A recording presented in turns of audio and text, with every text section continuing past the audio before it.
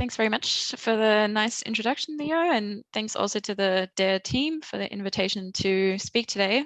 So my title is actually a little bit different to the abstract that I sent to Kelsey, but I hope that's okay.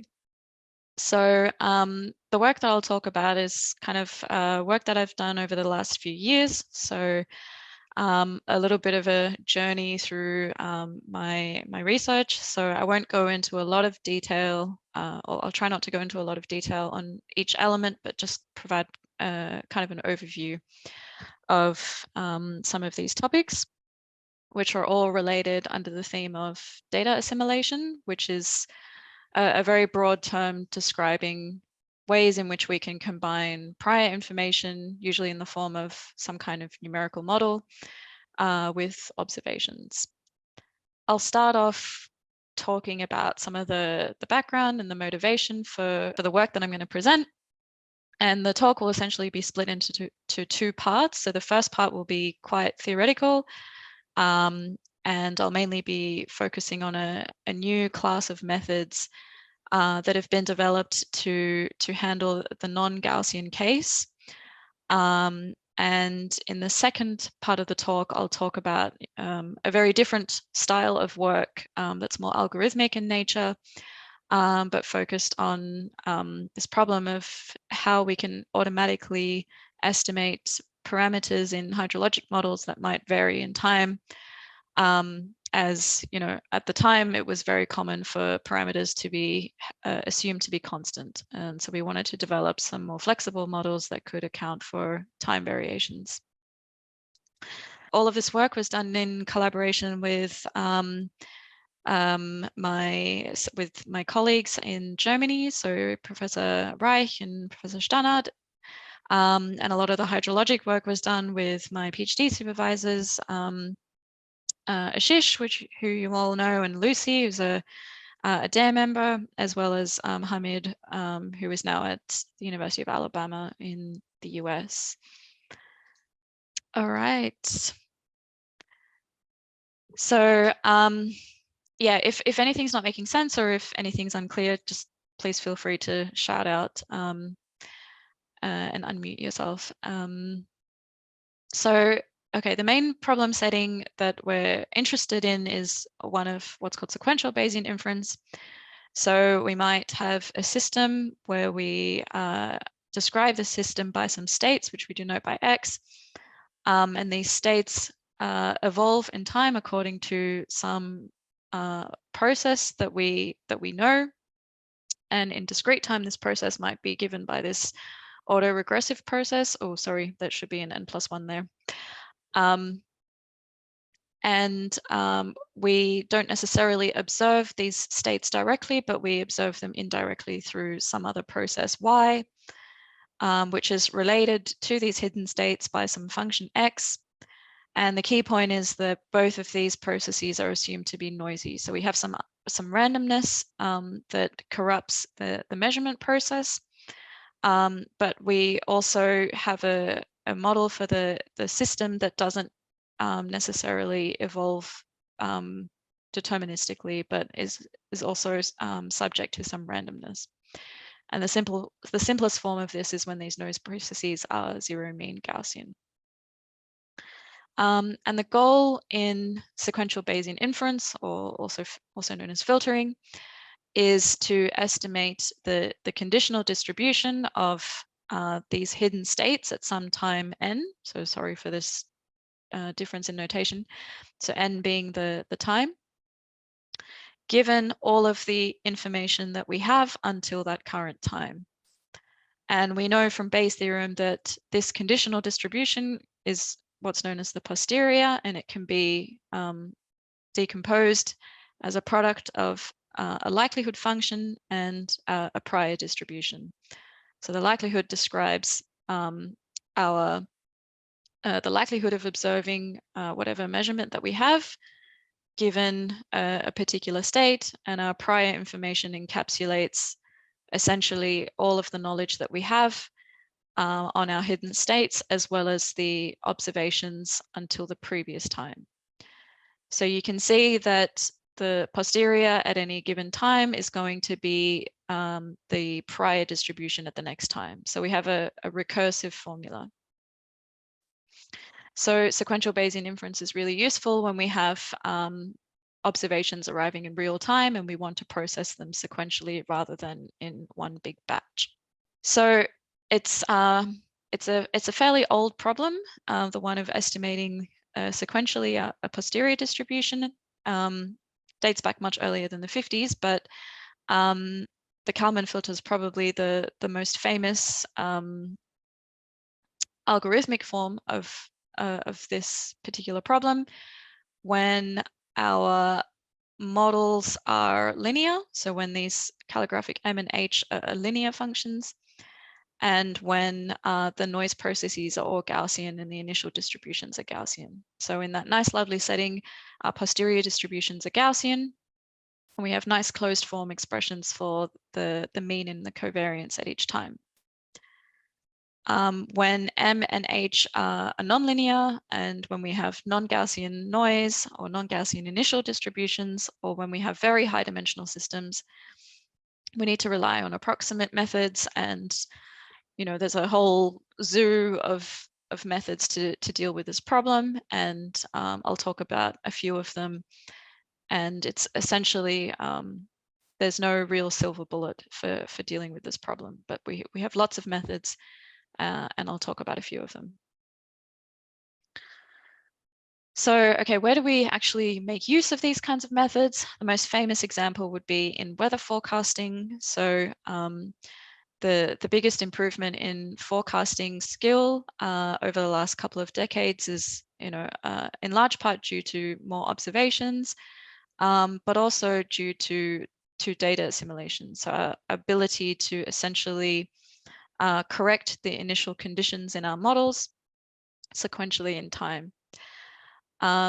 So there's a lot of effort that goes into improving our data assimilation methods, as well as the models, so the things like Navier-Stokes equations, as well as how we collect our observations and how we quantify the uncertainty in those observations as well. So another application is in what's known as SLAM. So when you, for instance, are dealing with robots that are moving through some unknown environment and are simultaneously mapping their environment using some sensors as they move through. And this, as you can imagine, lends itself very nicely to this kind of sequential problem where you have information coming in sequentially in time. And this is not just a state estimation problem, but it is also a state and parameter estimation problem.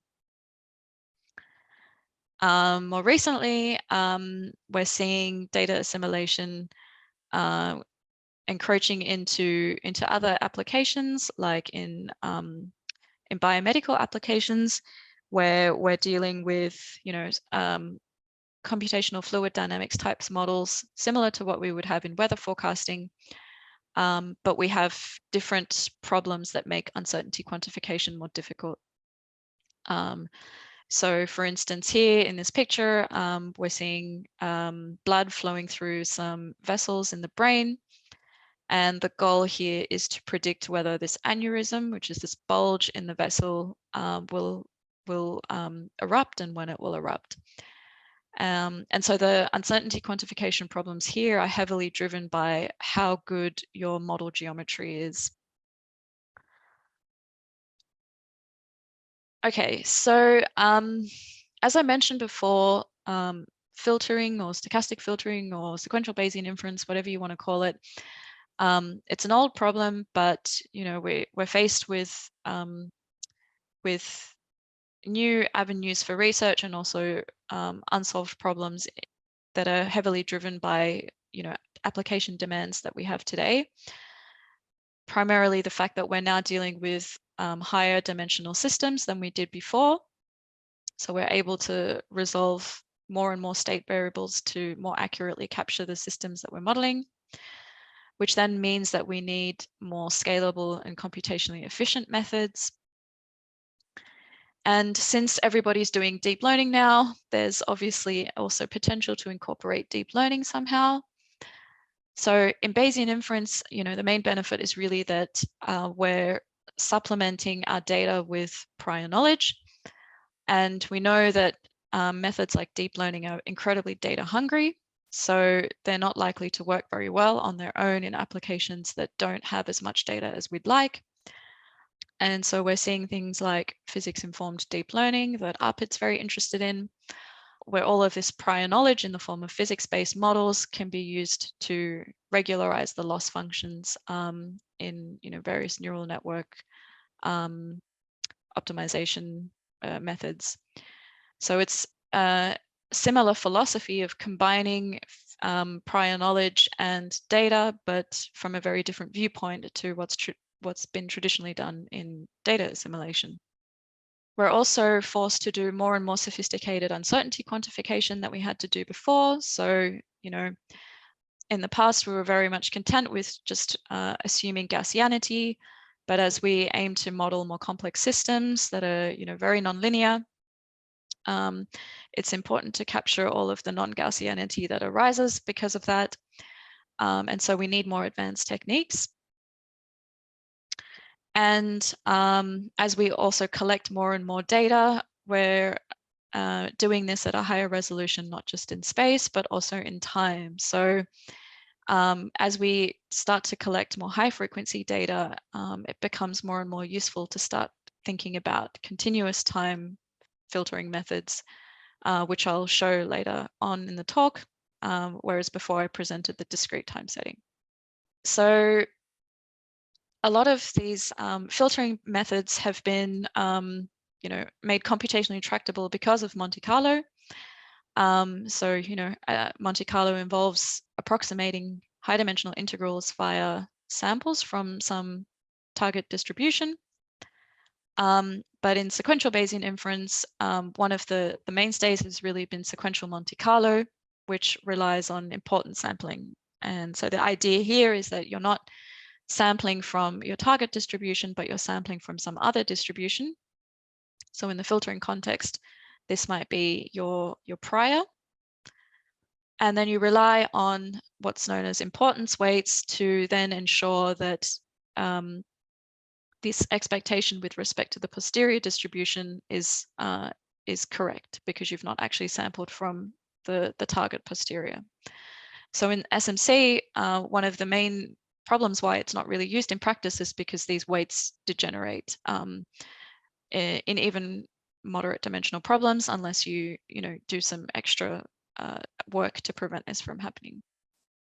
I think I might skip over this or go over it very quickly so I don't need to labor this point, but essentially what you see here is an empirical density formed by some weighted particles.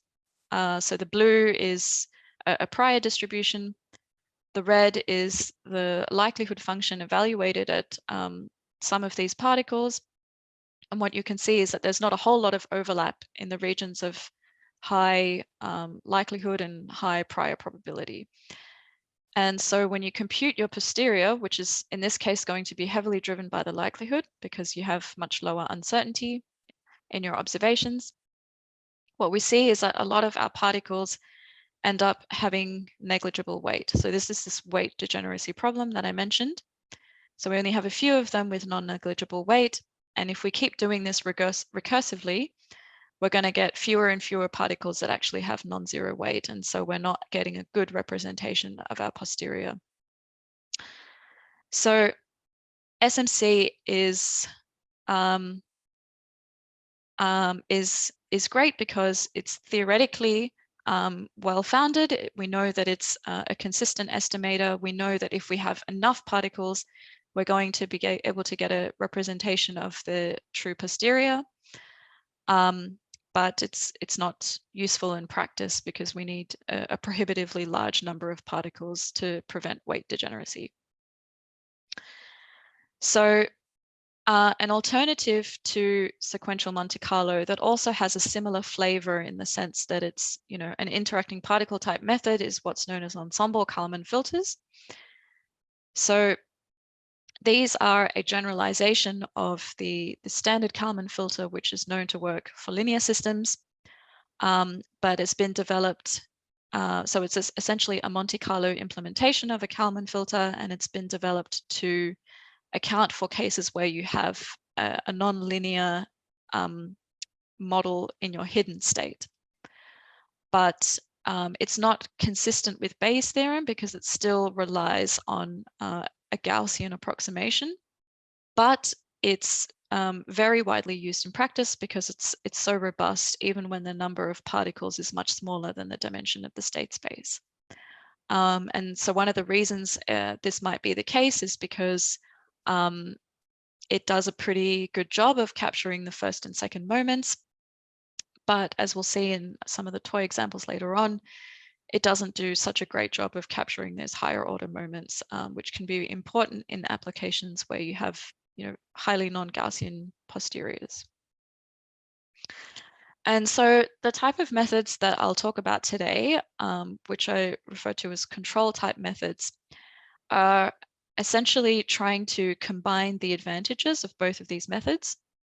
So these control type methods have a very similar structure to Ensemble Kalman filters in that they actually move the particles in state space instead of relying on importance weights to capture the posterior. But unlike the Ensemble Kalman filters, the way these particles are moved is very cleverly designed so that we can be sure that the distribution of these particles corresponds to the true posterior. So we have consistency with these methods. But as you can imagine, they're going to have a more complex form than the simple Kalman filter. Okay, so to explain these methods, I'm going to delve very quickly into continuous time methods. So I'll try to not go too much into the mathematical detail, but if you've kind of understood the intuition behind these methods, then that's sort of the most important part. So this problem setting is basically just a continuous time generalization of what I showed before in the discrete time setting. So we have that our hidden states are now evolving according to this stochastic differential equation. And we also have a measurement process that's a generalization of the discrete time form that we saw before that's also evolving according to another stochastic differential equation. And both of these noise processes are essentially Gaussian type noise. So we have the same goal as before. We want to estimate essentially a time series of posterior distributions given all of the available information until each time. And so an important problem is in how we relate this continuous time problem to the discrete time setting, which is obviously more useful in practice. And so there are different ways of discretizing these stochastic differential equations. And that is important mainly because the methods that I'm going to present have been developed in the literature for different kinds of discretization schemes. So the first one is the very familiar form that we saw earlier before, where we have that the measurement is related to the hidden state by some function, but it's corrupted by some zero mean noise. And this actually comes from what's known as an Euler-Maruyama discretization of the SDE from the previous slide. And what this graphic basically shows is that this kind of discretization scheme leads to what's known as a piecewise constant interpolation. So these circles here are the measurements that we observe. The x-axis is time. And this particular measurement model essentially just involves assuming that you have a constant value between within each time interval. So you have discontinuities at the ends of each of the time intervals, which can be undesirable for certain applications. So an alternative model is to consider what's known as a piecewise smooth approximation. And this essentially involves constructing a different kind of interpolation between your measurements. So one I've shown here is just lines. So it's a linear interpolation between your measurements. And it's called piecewise smooth because it's obviously not smooth at each of these points, right? So it's not differentiable, but it's continuous. So this has nice mathematical properties and allows us to do lots of interesting analysis. So the other implication of these two different discretization schemes is that we end up with two very different looking types of filters that control how each of our particles evolve. In the case where we have the smooth approximation, we only need to construct one type of or one stochastic process that simultaneously considers our prior information and our observations. Whereas when we consider the more traditional type of Euler-Maruyama discretization, we essentially need to construct what's known as a homotopy that can smoothly incorporate all of our observations at each of these time points when observations arrive. So we have processes that are evolving on different timescales. So this first one here corresponds to the hidden state, and the second one corresponds to how this hidden state is modified to account for the observations so that we can end up with a posterior. So a little bit more cumbersome than when we construct this piecewise smooth approximation.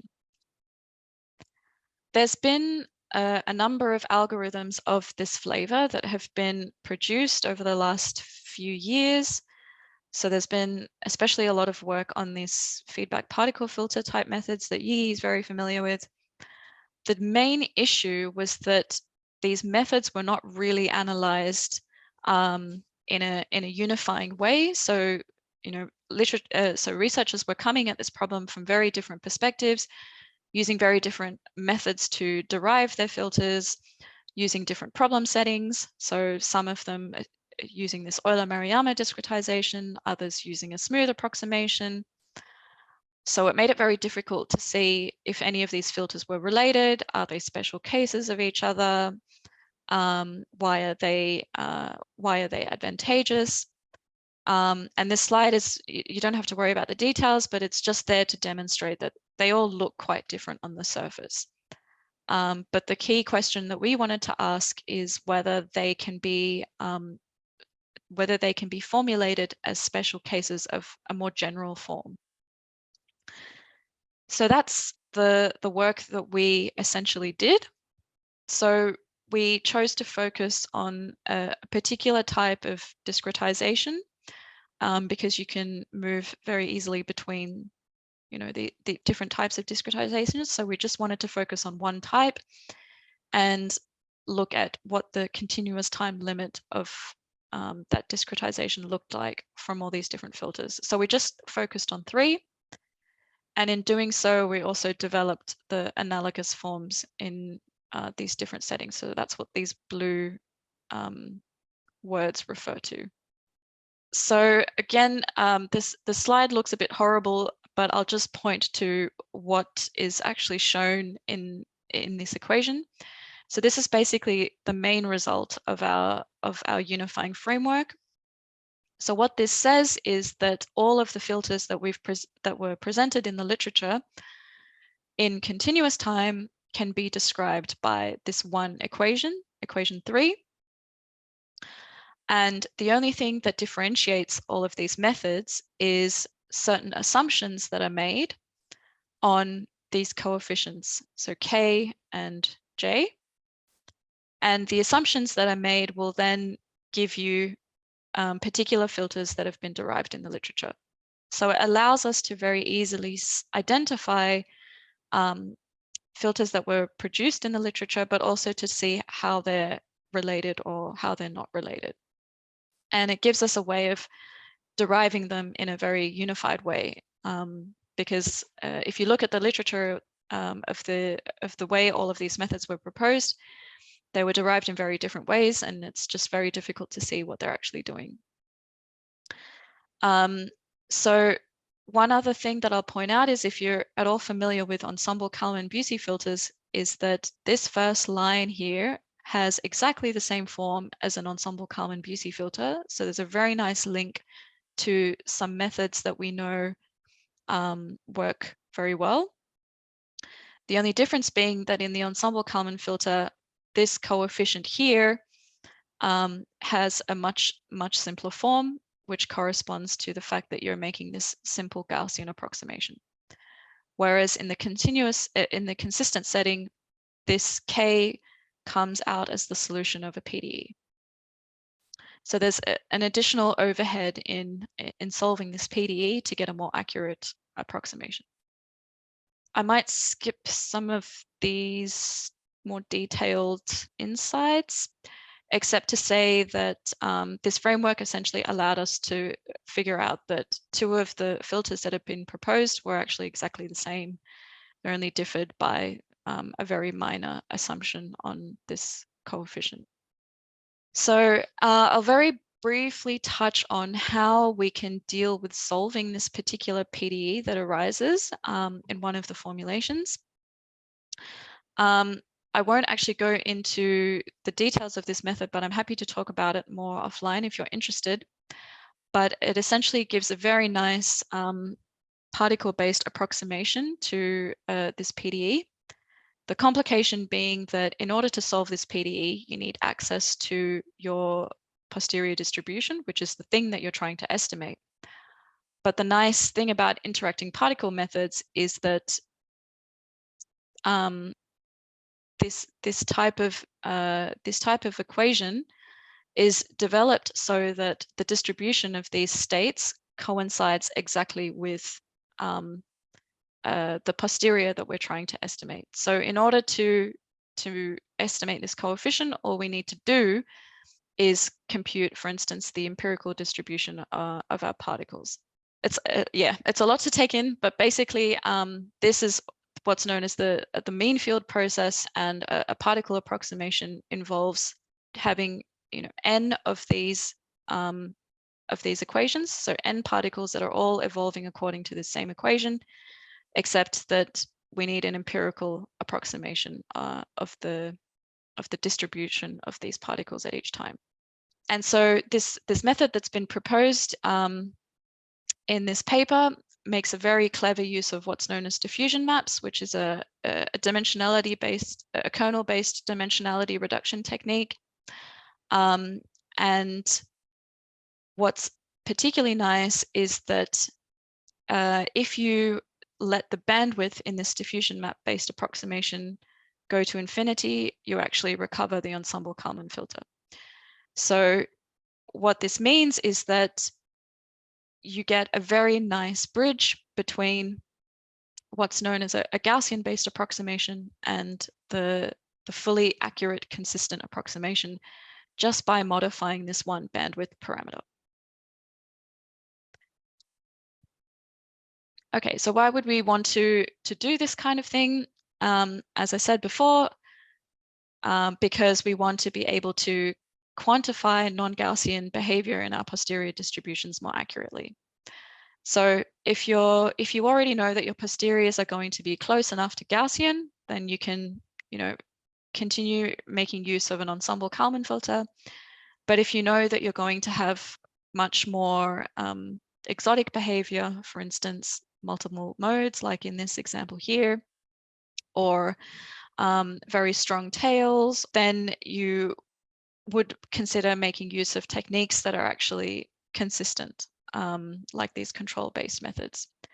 So this very, very simple toy example here shows the target posterior at each time.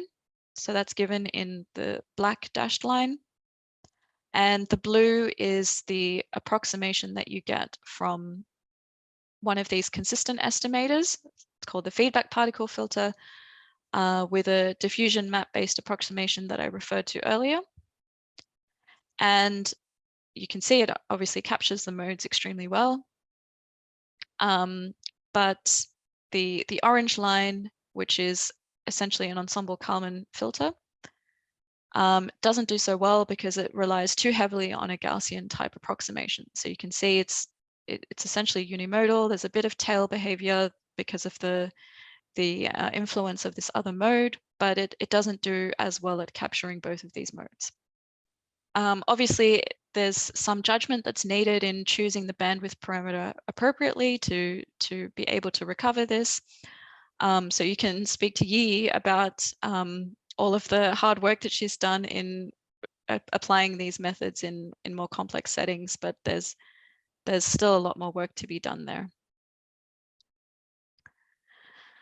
Okay, so for the last 10 minutes or so, I'll very quickly talk about this problem that I mentioned before about time varying parameter estimation. So moving heavily away from the maths now and talking at a more conceptual algorithmic level.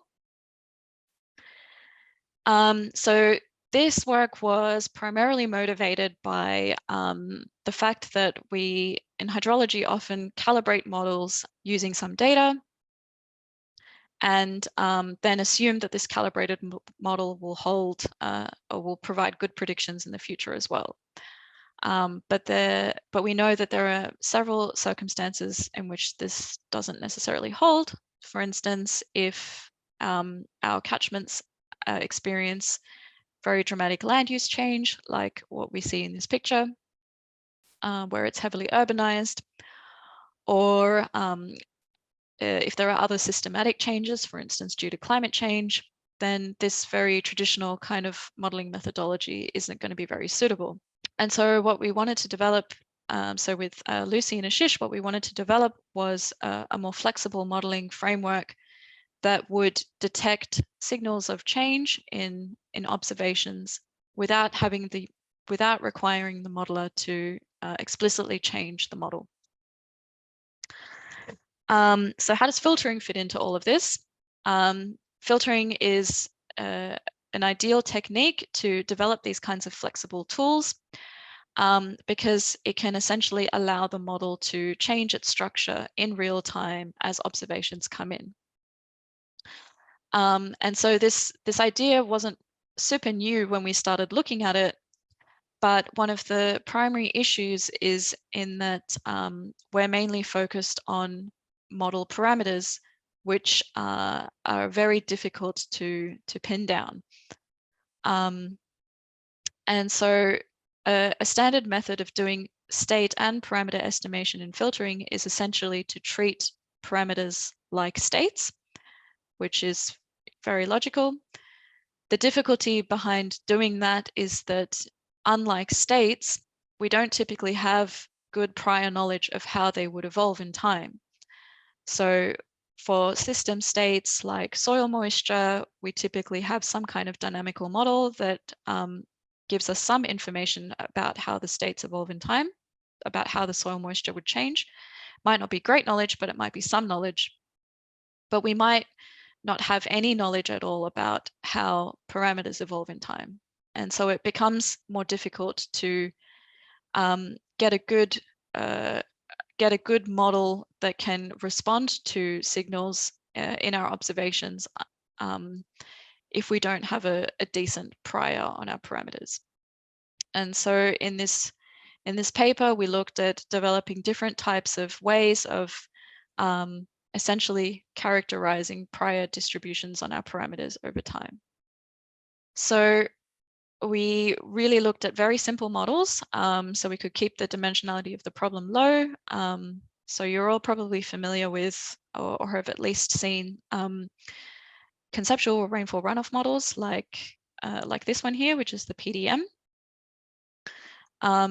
And our main focus is in estimating how these parameters like the surface runoff coefficient or the base flow separation coefficient might vary in time using observations of, for instance, only streamflow. We did this first by looking at a synthetic study where we generated some synthetic observations from the PDM model with some artificial variations in the parameters. That's given by this red line. So very, very stylized, but just to test out our method. So the results in green are the posterior distributions on the parameters that we get from the method that we've proposed. And the ones in the red are the ones that were the standard prior generation methods. So what you can see is that we get a much better representation of the actual dynamics of the parameters. Reason being that we've essentially got a more informative prior, simply put. So we tested out this, I will just say, so this is more informative, but it's still relatively flexible. So it doesn't actually assume that the parameters are sinusoidal or anything, it just makes use of a very basic local linear extrapolation. So we then also tested that same method on some real data, where we were very lucky to get access to some paired catchments where we could very nicely test whether or not we could detect changes in the parameters due to land clearing. So we had two sets where one had much more dramatic change to the land cover compared to the other one, where only 50% of the catchment was cleared. And so what you can see in this plot here, which is a plot of the annual runoff coefficient, prior to clearing, which happened around 1977, over a very short period of time, the runoff coefficients for each catchment in the pair were more or less similar. So the red and blue is for one pair and the green and orange is for another pair. But after clearing, we see a very sharp response in the runoff coefficient. So we have much more runoff, surface runoff in the catchment that's cleared, unsurprisingly, but a much weaker signal in the other catchment where only 50% of the catchment is cleared. We tested out the method that we've proposed on both of the catchments, on all of the catchments. So this is the example where, so this is the Salmon and Wights pair where the Wights catchment was fully cleared. So the first point is that we don't detect any false or any dramatic false time variations in the catchment that's not cleared. You can see that the posterior distributions on the parameters are relatively stable, which is good. But for the Wights catchment, we can see a pretty dramatic response in some of the very sensitive parameters like the base flow coefficient, as we would expect, due to land cover, due to land clearing, as well as the surface runoff coefficient. Similar story with the other pair, except that the response is much more muted, again, because the signal in the observations is also much weaker.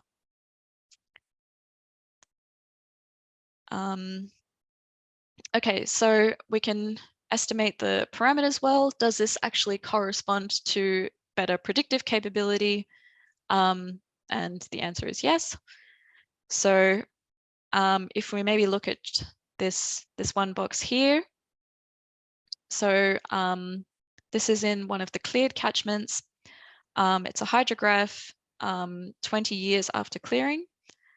The red line is the streamflow prediction when we've assumed that the parameters are not varying in time. And the black line, oh, sorry, the blue line is when we have this time varying parameter model that we've assumed, that we've proposed.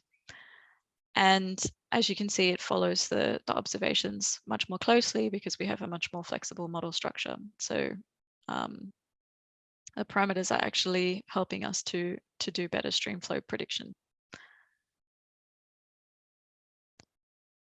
Okay, so to summarize, I talked about two kind of different but related modes of my research over the last couple of years.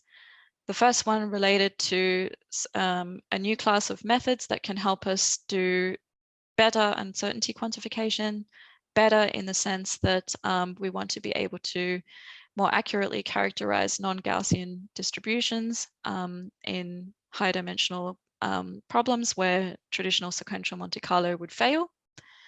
And so I talked about these methods that that mimic the structure of Ensemble Kalman filters, that make them work really well, but have the accuracy of sequential Monte Carlo. And in the second part of the talk, talked about how these filtering methods can be useful in hydrology, particularly for improving hydrologic model structure when we have catchments or systems that are that have properties that change in time, which we might not have any a priori knowledge from, but we might want to try and learn from observations indirectly.